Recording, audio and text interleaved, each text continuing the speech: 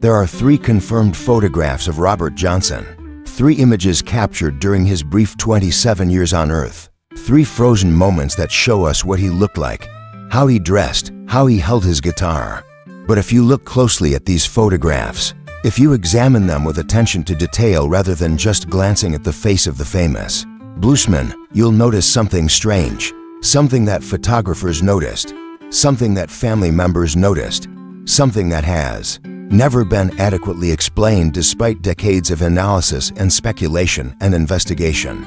In every photograph of Robert Johnson, there's another figure, not always in the same position, not always clearly visible, but always there, a presence that appears in the frame alongside Robert, sometimes in the background, sometimes at the edge, sometimes barely visible in shadow. And here's what makes it truly impossible, truly unexplainable. It's never the same person. The figure changes from photograph to photograph. Different height, different build, different clothing, different posture, as if someone or something different accompanied Robert Johnson each time. A camera pointed at him, as if he was always being followed, always being watched, always being shadowed by presences that made sure they were captured on film alongside him. The first photograph was taken in 1935 in a studio in Memphis, Tennessee. Robert was approximately 24 years old, still relatively unknown outside of the Delta region, making his living playing juke joints and house parties and street corners, building his reputation song by song and performance by performance. He had gone to Memphis with a friend, a musician named Johnny Shines, who would later become one of the primary sources of information about Robert's life and character. They were in Memphis trying to make connections, trying to meet people in the music industry, trying to find opportunities to record or to play at better venues. The city represented possibility for young black musicians in the 1930s. It was a hub where the blues were being taken seriously, where there were recording studios and music publishers, and people with money who were interested in finding talent and bringing it to a wider audience. For someone like Robert Johnson, who was ambitious and driven and desperate to make his mark, Memphis was a place where dreams could potentially become reality. While walking down Beale Street on a humid afternoon in late summer, they passed a photography studio that offered portrait services. The sign in the window advertised professional photographs for reasonable prices, and Johnny suggested they get their pictures taken, said it would be useful to have professional photographs they could show to club owners and promoters, visual proof that they were serious musicians who invested in their careers and their image. In that era, a professional photograph was a mark of legitimacy, a signal that you took yourself seriously as a performer. It was the kind of thing that established musicians had, the kind of thing that could make the difference between getting a good paying gig or being dismissed as just another street corner player. Robert was reluctant at first. He didn't particularly like having his photograph taken, though he had never articulated exactly why to Johnny or to anyone else who knew him. Some people who knew him said he was superstitious about cameras, believed they could capture part of your soul, that each photograph taken diminished you in some small way. This belief was not uncommon among people in the rural South during that period, a mixture of African spiritual traditions and folk superstition that held that images had power, that representations of a person could be used against them, that having your picture taken was allowing someone to possess a piece of your essence. Others said Robert was just shy, uncomfortable with the attention and scrutiny that came with posing for a camera, with having people look at him in that fixed analytical way that photography required. Robert Johnson was a complicated person from all accounts, someone who could be charismatic and outgoing on stage, but quiet and reserved in personal interactions, someone who carried himself with confidence when performing, but seemed uncertain and even fearful in other aspects of his life. But Johnny was persistent, and Robert eventually agreed. They entered the photography studio, a small space with painted backdrops and professional lighting equipment that was impressive for the time and place. The studio smelled of chemicals and old wood, the distinctive scent of developing solutions and fixatives that was characteristic of photography studios in that era before modern ventilation systems. The walls were covered with sample photographs, Portraits of local people dressed in their best clothes, frozen in formal poses that were meant to convey dignity and respectability and permanence. The photographer was a man named Hooks Brothers, though which of the brothers actually took the photograph has been lost to history.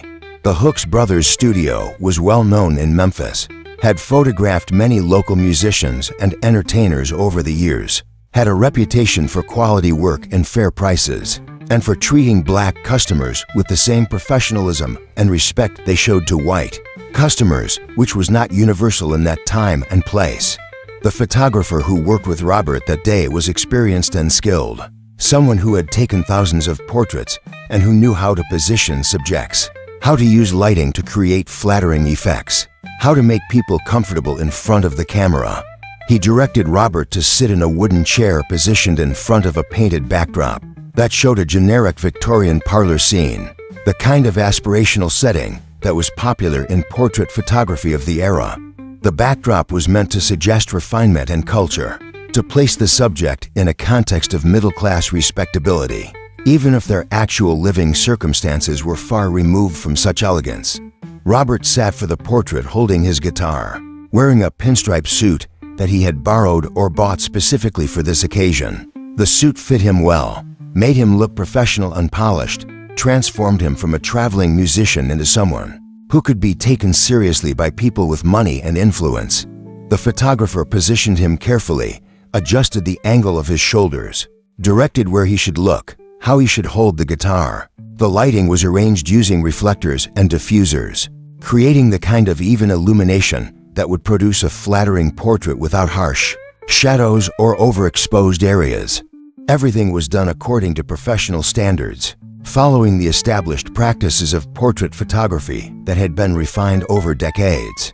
The photographer made several small adjustments to Robert's position, to the tilt of his head, to the placement of his hands on the guitar, and then he was satisfied. He told Robert to hold still, to maintain that exact position without moving. He removed the lens cap from the camera, counted off several seconds for the exposure, then replaced the cap, one shot, one exposure on a glass plate that would eventually be developed and printed, and become one of only 3 confirmed images of Robert Johnson in existence. The glass plate was taken to the darkroom, where it would be processed using the standard chemical techniques of the era. The photographer worked in the red-lit darkness, carefully handling the fragile plate, immersing it in developer solution and watching as the image slowly appeared, the tones building from nothing into a recognizable representation of the scene he had photographed. He transferred the plate to the stop bath to halt the development, then to the fixer to make the image permanent.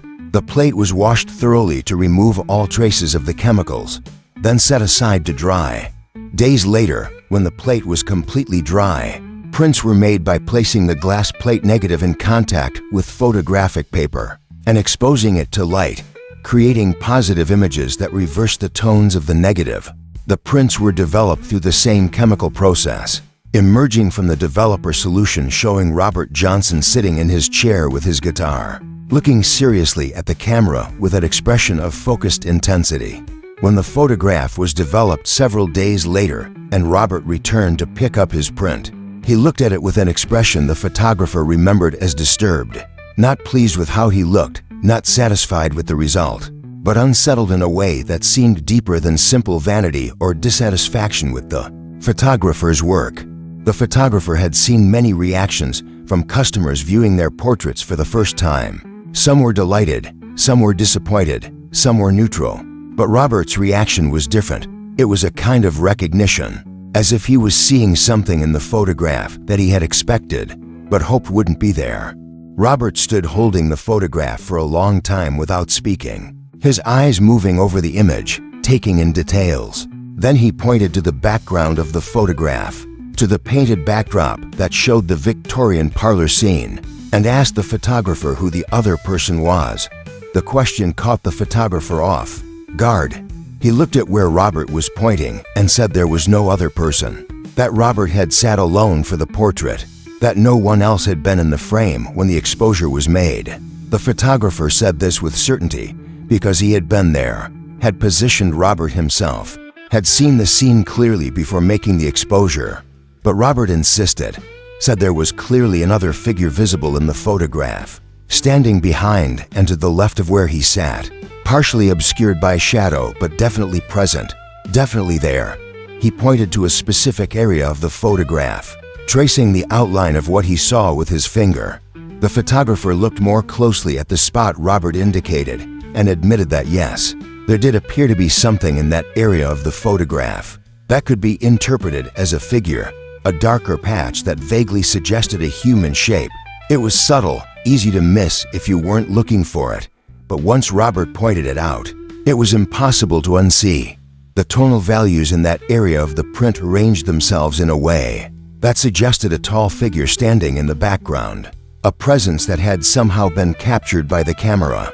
Despite not being visible to the photographer when he made the exposure, the photographer offered a technical explanation. He said it was likely a defect in the development process, a shadow created by uneven lighting interacting with the painted backdrop, a trick of the tones and textures creating an illusion of depth and form where none existed. He had seen such artifacts before in photographs, had learned to recognize them as quirks of the medium rather than as genuine captured images of real objects. Chemical development was an imperfect process with many variables that could affect the final result. Slight variations in temperature or agitation or timing could create unexpected effects in the image. Dust or debris on the glass plate during exposure could create shadows or spots. Irregularities in the coating of the photographic emulsion could cause some areas to develop more densely than others. All of these factors could potentially create shapes in a photograph that resembled recognizable objects or figures, but that were actually just random patterns that the human tendency toward pattern recognition interpreted as meaningful. The photographer explained all of this to Robert, assured him that what he was seeing was not actually another person, but rather an artifact of the photographic process, a visual coincidence that had no significance beyond being an interesting quirk of how the image had developed. Robert didn't argue, but he also didn't seem convinced. He looked at the photograph for another long moment, his expression troubled, then thanked the photographer, paid for his print, and left. The photographer remembered the encounter years later, when Robert Johnson became famous and people started seeking out any information or artifacts related to his life. The photographer told this story to researchers who came asking questions, described Robert's reaction to seeing that first photograph, described his insistence that there was another figure present in the image even though no one else had been in the studio during the sitting.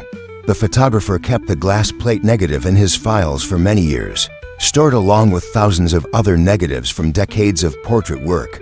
When researchers tracking down information about Robert Johnson contacted the studio in the 1960s, the photographer pulled out the old plate and examined it carefully, looking at it with fresh eyes informed by Robert's later fame and by the interest people now had in anything connected to him. Under magnification, the figure that Robert had pointed out was more visible, more defined than it appeared in the print.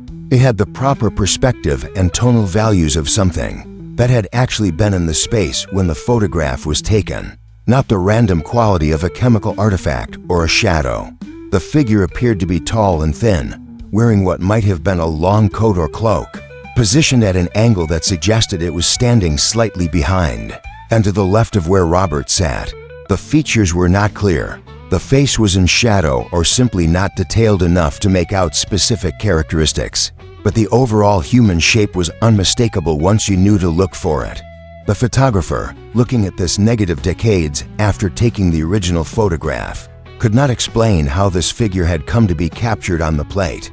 He maintained that Robert had been alone in the studio, that no one else had been present during the sitting, that he would have noticed if someone had been standing in the background of the shot. He was composing. The second photograph was taken in 1936, approximately a year after the first. This time the location was a studio in West Memphis, Arkansas, just across the Mississippi River from Memphis proper. West Memphis was a rougher place than Memphis, less developed, more lawless, a town where juke joints and gambling houses operated openly, and where the blues scene was vibrant and unrestrained. The photographer was a woman named Estella Coleman who ran a small portrait business, catering primarily to black customers who couldn't get service at white-owned studios or who preferred to patronize black-owned businesses. Estella had learned photography from her father, who had operated a studio in West Memphis for 20 years before his death, and she had taken over the business and built it into a sustainable operation that served the local community. She was known for being professional and efficient, for producing quality work at fair prices, and for creating an atmosphere in her studio where customers felt comfortable and respected. Robert had come to the studio alone this time, had walked in off the street and asked about having his photograph taken. Estella later remembered him as polite and soft-spoken, well-dressed in a suit and hat, carrying his guitar in a battered case that showed the wear of constant travel and use. She set up the shot similar to how the Memphis photograph had been composed, with Robert seated holding his guitar, looking directly at the camera with an expression that was serious and intense. She had painted backdrops similar to what other studios used, generic scenes that suggested refinement and permanence, and she positioned Robert in front of one that showed a library setting, with painted shelves of books. The lighting was arranged using natural light from the studio's large windows, supplemented by reflectors, a slightly different approach than the artificial lighting used in the Memphis studio, but producing similar results. Estella was meticulous in her work, taking time to position Robert correctly, to adjust the lighting, to make sure everything was arranged to produce the best possible image. She explained what she was doing as she worked, talking Robert through the process, putting him at ease with her friendly professionalism. She took to exposures to make sure she got a good image, using a second glass plate as insurance against any problems with the first. This was standard practice for professional photographers, working with the glass plate technology of the era. Plates were expensive, and the development process was time-consuming, but it was still cheaper and easier to shoot an extra plate during the session than to have a customer come back for a reshoot if the first plate turned out poorly. Between exposures, Estella asked Robert to adjust his position slightly, to turn his head a few degrees, to change the angle of the guitar.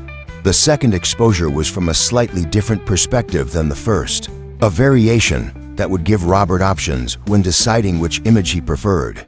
Both exposures were technically sound, properly focused and exposed, captured on quality plates that Estella had purchased from a reputable supplier. After completing the session, Estella thanked Robert and told him to return in 3 days to pick up his prints. She collected her fee and Robert left, and Estella took the plates to her darkroom to begin the development process. When Estella developed the plates and made prints, she noticed something odd about both images.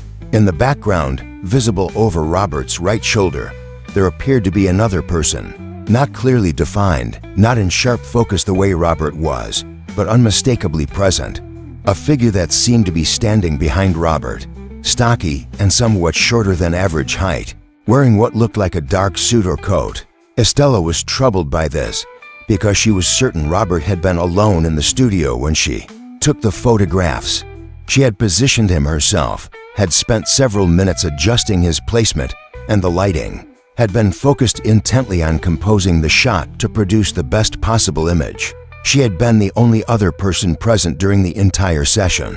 There was no way someone could have been standing behind Robert without her seeing them, without her being aware of their presence, without her noticing when she was looking through the camera and composing the frame. Yet there they were in both photographs, captured on both plates, visible in both prints. The figure was consistent between the two images despite the slight difference in Robert's position and angle, which suggested it was not a random artifact, but something that had actually been present in the space when the exposures were made. Estella examined the plates carefully, looking for any sign of technical problems that could explain the anomaly. She checked for dust or debris on the plates, for scratches or damage to the emulsion, for any irregularities that could have created a false image. She found nothing. The plates were clean and undamaged. The emulsion was evenly coated. There were no obvious defects that could account for the figure.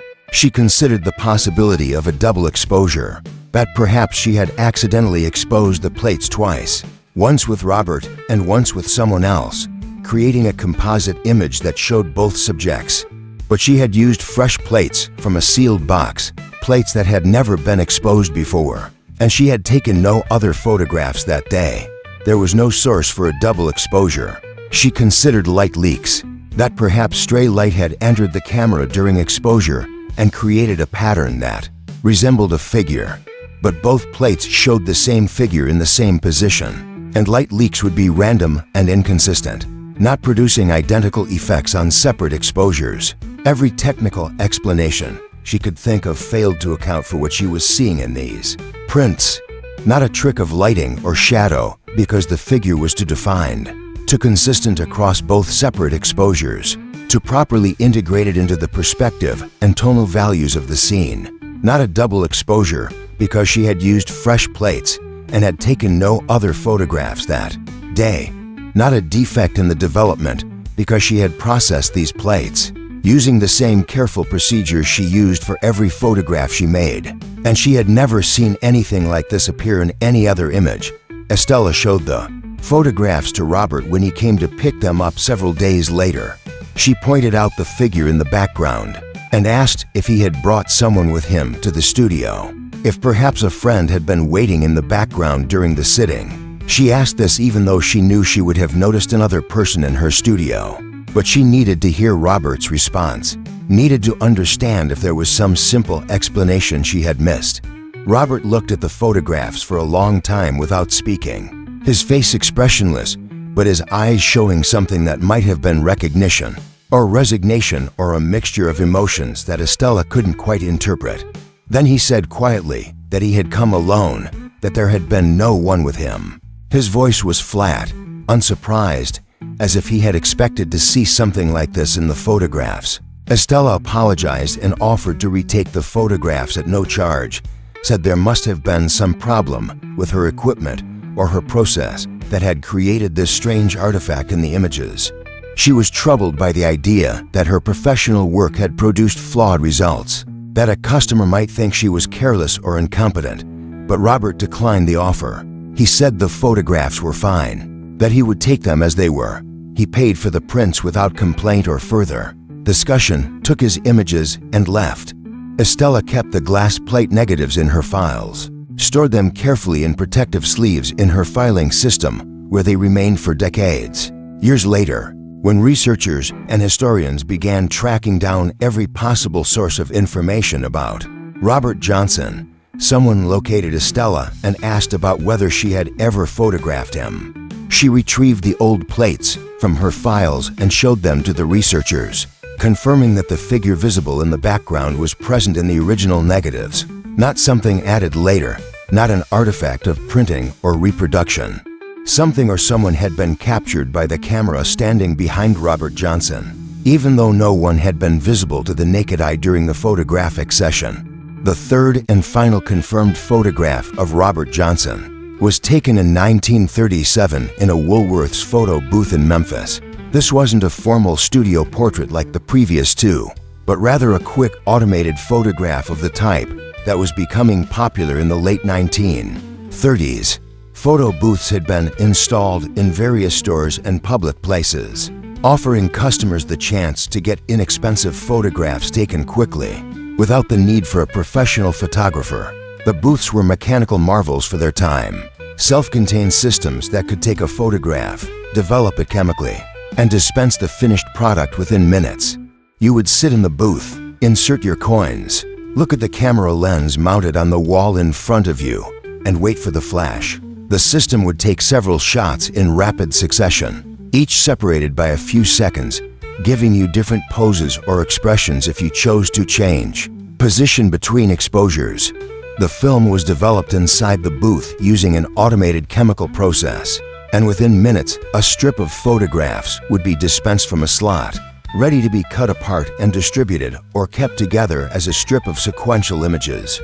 Robert was with a woman when he used the photo booth, though her identity remains uncertain. Some researchers believe it was one of his romantic partners, perhaps a woman named Beatrice, who he had been seeing during his time in Memphis.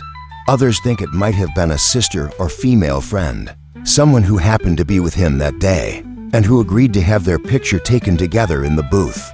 Whoever she was, she and Robert went into the booth together, pulled the curtain closed to block out external light, inserted their coins into the slot, and arranged themselves on the small bench inside the cramped space. The booth was barely big enough for the people to sit comfortably, forcing them to sit close together, shoulders touching, both facing the camera lens mounted on the opposite wall. The interior of the booth was plain metal painted white to reflect light, with a simple bench and no decoration or backdrop. When the mechanism activated, a bright flash would illuminate the subjects. The camera would capture the exposure, and the process would repeat automatically for the remaining shots on the strip. The photo booth produced a strip of 4 images, all showing Robert and the woman sitting close together in the confined space of the booth. Robert is in the center of each frame. The woman is beside him to his right, both looking at the camera with expressions that range from serious to slightly smiling as the sequence progresses. The strip shows the natural progression of a photo booth session, with subjects becoming more comfortable and relaxed as the shots continue, loosening up after the formality of the first exposure. But in 3 of the 4 images, frames 1, 2, and 4, there's another figure, visible behind Robert's head, partially obscured by the mechanical housing of the photo booth but clearly present, is what appears to be a third person, a face in shadow, indistinct but unmistakably there, positioned where no third person could possibly fit given the tiny dimensions of the photo booth. The features are not clear enough to identify gender or age or any specific characteristics, but the presence is undeniable. A darker area that has the shape and tonal qualities of a human face partially hidden in shadow. The strange thing about this third figure is that it appears only in frames 1, 2, and 4. In frame 3, it's absent. The background in frame 3 shows only the plain metal wall of the booth, no hint of any additional presence. Then in frame 4, the final image in the strip, the figure is back, visible again in the same position behind Robert's head.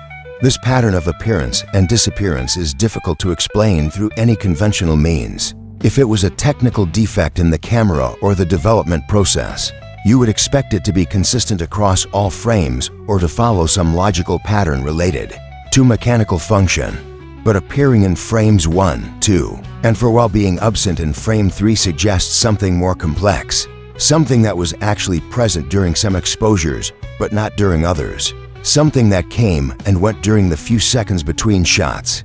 The woman who was with Robert that day was later located by researchers decades after the event, when the photo booth strip had become recognized as one of the 3 confirmed photographs of Robert Johnson. She was interviewed about the circumstances of the photograph being taken and about whether she remembered anything unusual about that day or about the presence of a third person in the booth with them.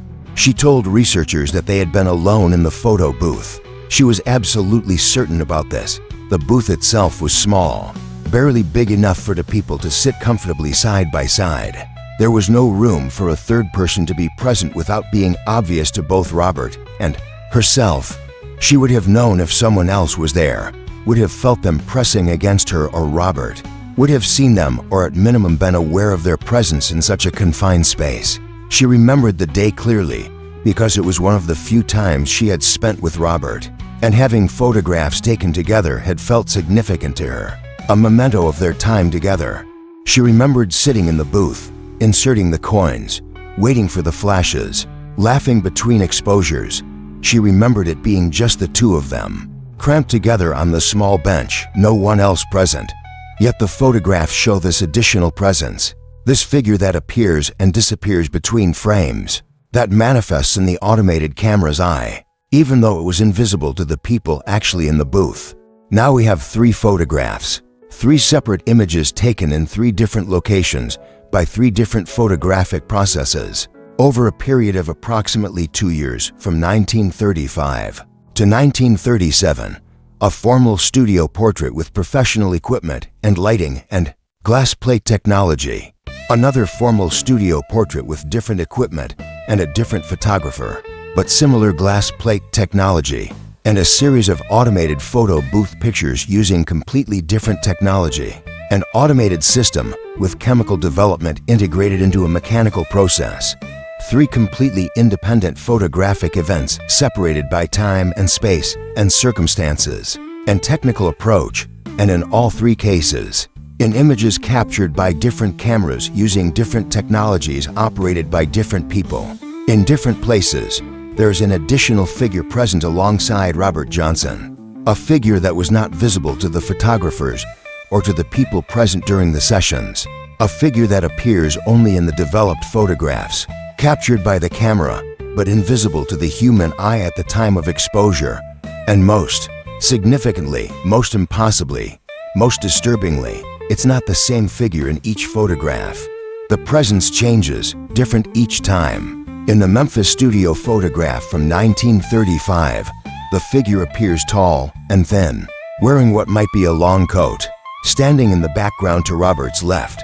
In the West Memphis studio photograph from 1936, the figure is shorter and stockier, wearing what looks like a dark suit, positioned behind Robert's right shoulder. In the Memphis photo booth images from 1937, the figure is different again. A face in shadow that appears and disappears between frames, that has different proportions and positioning than the figures in the earlier photographs, that seems to exist in a state of flux, manifesting and unmanifesting as the automated camera captures its sequential exposures. 3 different figures, 3 different presences, as if Robert Johnson was being followed by different entities at different times, a rotating cast of watchers who took turns shadowing him, or as if one entity was changing its appearance, manifesting differently on different occasions, presenting different aspects of itself depending on circumstances or intentions we cannot understand, or as if something about Robert Johnson attracted these photographic manifestations, created conditions where presences invisible to normal perception could somehow imprint themselves on photographic materials, could make themselves visible to the mechanical eye of the camera, even while remaining completely imperceptible to human observers. When researchers and historians began seriously studying Robert Johnson's life and legacy in the 1960s and 70s, decades after his death in 1938, these photographs were among the most closely examined artifacts they had to work with. Robert Johnson left almost no documentary trail beyond these images. He wrote no letters that survived. He kept no journals or diaries. He gave no extensive interviews. He left no written accounts of his life or his thoughts or his experiences. The photographs became crucial primary sources for understanding who he was and what he looked like and how he presented himself. But the figures in the background of these photographs created problems and questions that couldn't be easily answered, that challenged researchers to explain something that seemed to defy explanation. Some researchers initially dismissed them as photographic defects, arguing that old cameras and development processes often created artifacts that could be mistaken for human figures, shadows from irregular lighting, chemical irregularities in the development process, light leaks through damaged camera seals, double exposures from improperly handled plates. All of these could potentially create shapes in photographs that looked like people, but weren't actually representations of physical presences that had been in front of the camera. But the problem with this explanation is that the figures in Robert Johnson's photographs are too consistent and too well defined to be simple artifacts. They don't have the random chaotic quality of chemical defects or light leaks. They appear in the right places compositionally, positioned in ways that make visual sense in relation to Robert and to the space around him. They occupy space in the frame the way actual objects and people do, with proper perspective and tonal relationships. They show up in multiple independent images taken with completely different equipment and processes, which argues against them being specific to one camera or one development technique. If these were just random defects, they wouldn't appear in photographs taken by different photographers, using different equipment in different locations. The consistency of having an additional figure present in each photograph, combined with the variety of what those figures look like, creates a pattern that is difficult to explain through technical means. Other researchers suggested that the figures were real people who happened to be in the background when the photographs were taken and who simply weren't remembered by the photographers or other witnesses decades later when asked about the circumstances. Memory is fallible, and it was possible that the photographers had simply forgotten minor details about who was present during sessions that happened years before anyone thought to ask about them. But this explanation doesn't account for the direct testimonies of the photographers themselves, given shortly after the photographs were taken, insisting that Robert had been alone during the studio sessions. The Memphis photographer specifically remembered Robert pointing out the figure in the background and being told with certainty that no one else had been in the studio. The West Memphis photographer similarly insisted she would have noticed another person in her studio, and that Robert had been alone, and the physical impossibility of a third person fitting into the photo booth with Robert and his companion in a space barely large enough for two people makes the forgotten witness explanation untenable for at least one of the photographs. Some suggested deliberate hoaxing, that someone had manipulated the photographs after the fact to add mysterious figures, as a way of enhancing Robert Johnson's legend and mystique. This theory gained some traction in certain circles because Robert Johnson's posthumous fame was built in part on mystery and legend, on stories about crossroads and deals with the devil, on a mythology that benefited from anything that made him seem more enigmatic and supernatural. Adding mysterious figures to his photographs could be seen as part of that myth-making process, a way to provide visual evidence of the stories that circulated about him. But this theory has serious problems. The figures appear in the original negatives, in the glass plates that were created at the time of exposure, in materials that would be extremely difficult to manipulate convincingly. With the technology available in the 1930s and 1940s, glass plate manipulation was technically possible, but required skills and equipment that were beyond what most people had access to, and any manipulation would likely be detectable under expert examination. Modern photographic analysts who have examined the original plates under magnification have found no evidence of tampering, no signs of the kinds of alterations that would be necessary to add figures to an existing image. Additionally, there's no apparent motive for the photographers to have engaged in such manipulation.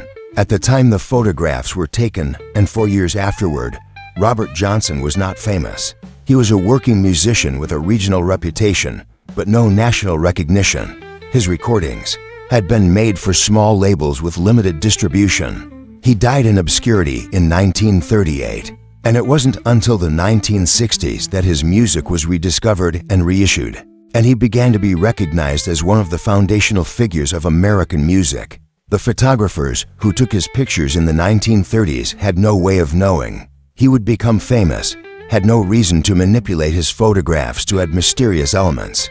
They were simply doing their jobs, providing portrait services to customers, creating images according to professional standards. The idea that they would have gone to the trouble of manipulating glass plates to add subtle background figures to photographs of an unknown musician makes no sense given the context and the economics of their businesses.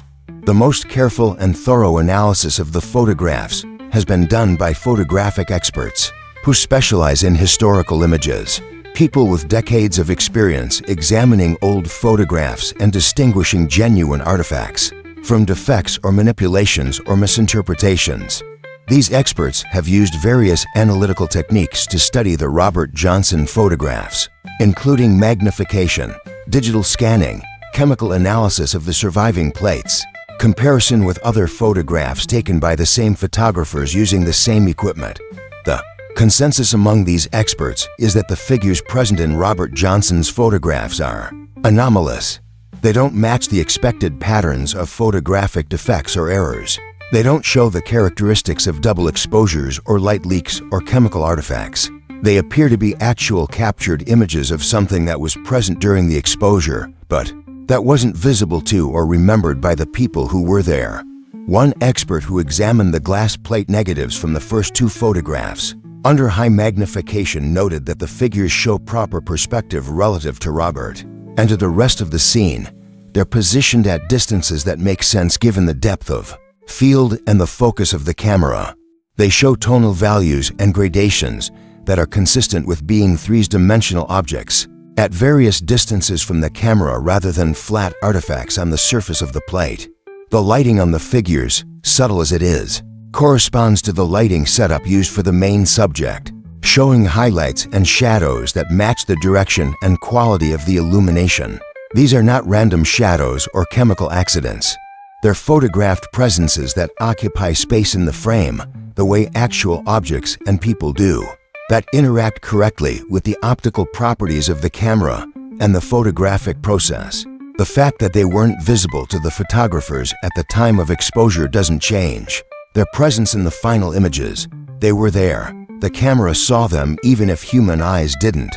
But the most disturbing aspect of these photographs, the thing that moves this from being simply a curious anomaly to being genuinely unexplainable and deeply unsettling, is that the figures are different in each photograph.